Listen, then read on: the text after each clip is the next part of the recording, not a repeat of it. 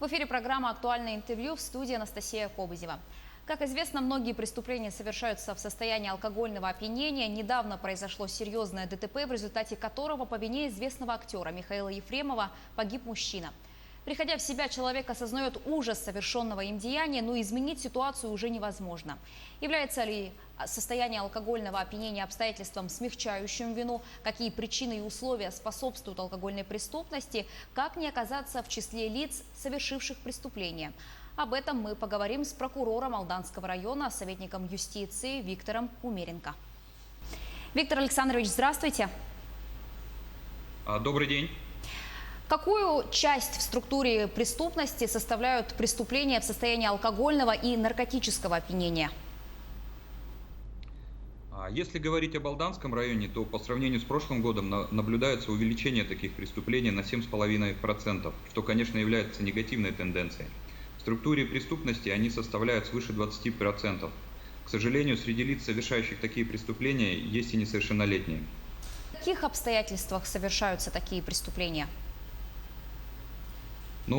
Как показывает статистика, самыми алкогольными считаются это бытовые преступления. Между родственниками или знакомыми в процессе совместного распития спиртных напитков возникают ссоры, конфликты, которые, к сожалению, заканчиваются причинением различной тяжести вреда здоровью, а иногда и сопровождаются и наступлением смерти человека. Нельзя не сказать и о домашнем физическом насилии, которое вызвано употреблением алкоголя одним из членов семьи.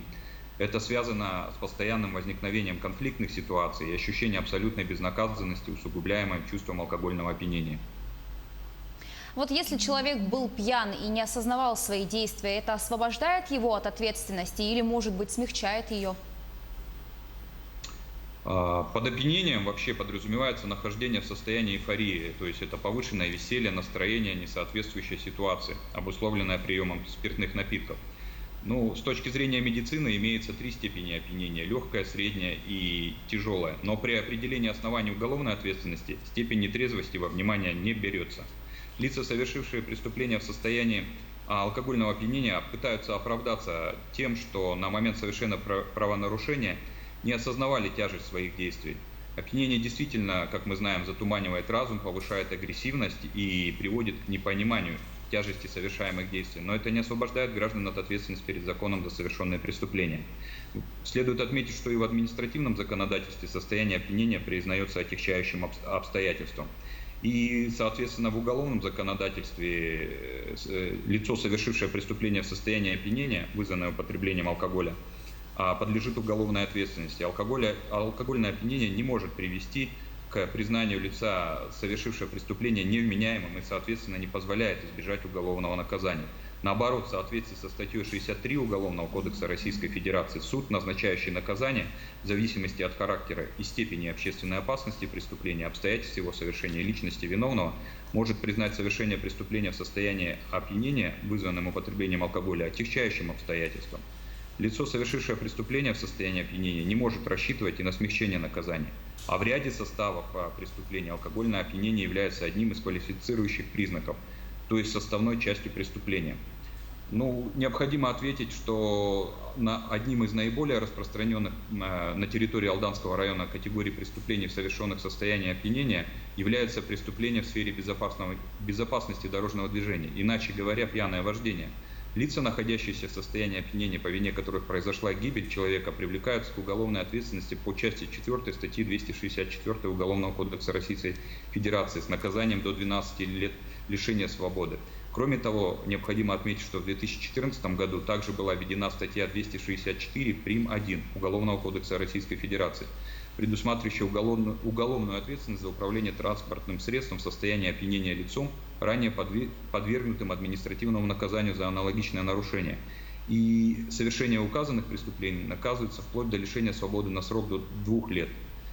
И помимо основного наказания, виновник по этим преступлениям лишается права управления транспортным средством, хотя в то время как осужденный мог работать водителем, а автомобиль мог являться единственным источником его заработка. А какие вообще факторы, причины способствуют совершению преступления в состоянии алкогольного опьянения? В ряде случаев человек просто выпил за компанию или для настроения, а пагубное влияние алкоголя на физиологию, то есть психическая и умственная деятельность, повлекло неконтролируемое поведение человека и привлекло к совершению преступления. В связи с чем здесь важно понимать, что потенциальным преступником или потерпевшим становится каждый, кто берется за рюмку. Даже те, кто знает меру, не застрахованы от алкогольного отравления. Например, в конце марта 2020 года в городе Тамоти Алданского района 54-летний пенсионер со своими знакомыми распивали спиртные напитки. В ходе распития между хозяином и одним из гостей произошла ссора на почве возникшей ревности, в результате чего пенсионер, используя имеющееся у него огнестрельное оружие, схватившись обеими руками за ствол ружья, нанес несколько ударов ствольной коробкой по голове своего знакомого. От полученных телесных повреждений потерпевший скончался на месте происшествия. Действия пенсионера квалифицированы по части 4 статьи 111 Уголовного кодекса Российской Федерации как умышленное причинение тяжкого вреда здоровью, повлекшее по неосторожности смерть потерпевшего. Санкция названной статьи предусматривает наказание в виде лишения свободы на срок до 15 лет. Обвинительное заключение мною утверждено, и уголовное дело было направлено в Алданский районный суд для рассмотрения по существу. Вот пример того, как обычное застолье закончилось совершением преступления с лишением жизни человека. А также следует отметить, что чаще всего причинами совершения таких преступлений является неудовлетворительное положение в обществе, в том числе материальное неблагополучие. Люди выпивают от неустроенности в жизни, отсутствия работы и постоянного заработка. Но часто работы нет не потому, что они ее не ищут или ищут плохо. Среди молодежи, как правило, выпивают те, кто не может себя занять более интересным делом, то есть у них не организован досуг. Так, например, в прошлом году в связи с отсутствием организации надлежащего досуга подросткам совершено особо тяжкое преступление – убийство в состоянии алкогольного опьянения. Есть среди преступников и лица, имеющие настоящую алкогольную зависимость, требующую медицинского лечения. Причинами совершения преступления в состоянии опьянения также выступает и ощущение вседозволенности, чувство алчности. Инстинкты самосохранения приглушаются, последствия действий отходят на задний план. Нередко причиной становится и характер человека, то есть это конфликтность, агрессия и другие особенности поведения, требующие, наверное, коррекции со стороны психолога. А вообще, есть ли какие-то социальные выплаты для лиц, которые не имеют работу и находятся в тяжелом материальном положении? Безусловно, действующим законодательством предусмотрены определенные меры поддержки. Есть социальные гарантии для лиц, попавших в трудную жизненную ситуацию, в том числе материальная помощь, возможность заключения социального контракта, рассрочки по уплате коммунальных платежей и другие предусмотренные законодательством виды поддержки. Но следует знать, что эти гарантии никто не предоставит без заявления гражданина. То есть необходимо письменно обращаться в органы занятости или управление социальной защиты, где обязаны подсказать, сориентировать, как и куда обратиться за помощью. Автоматически подобные выплаты, естественно, не начисляются, и этот порядок носит заявительный характер. А какие гарантии есть в сфере занятости? Люди должны знать, что у них есть гарантии в сфере занятости, то есть это пособие по безработице, возможность трудоустройства, переобучения. В Центре занятости населения Алданского района можно получить консультации по всем вопросам, связанным с выбором сферы деятельности и профессиональной самореализацией. И необходимо ответить, что в соответствии с законодательством, полномочиям органов занятости относятся организация содействия гражданам в поиске подходящей работы, профессиональная ориентация граждан, психологическая поддержка, организация проведения оплачиваемых общественных работ, временное трудоустройство, социальная адаптация безработных граждан на рынке труда. В настоящее время также утверждены временные правила регистрации граждан в целях поиска подходящей работы и в качестве безработных, а также осуществления социальных выплат гражданам, признанным безработным, предоставляющий возможность обратиться в орган занятости за получением услуг удаленно в электронной форме через личный кабинет сайтов «Работа в России» либо портал госуслуги. Решение принимается не позднее 11 дней со дня обращения.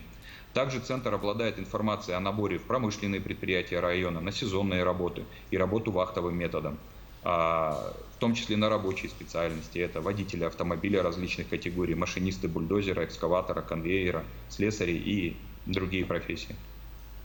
Виктор Александрович, вот вы сказали, что одна из категорий граждан, которые совершают преступления в алкогольном опьянении, это молодежь и несовершеннолетние. Вот как им быть, чтобы не пойти по не той дороге?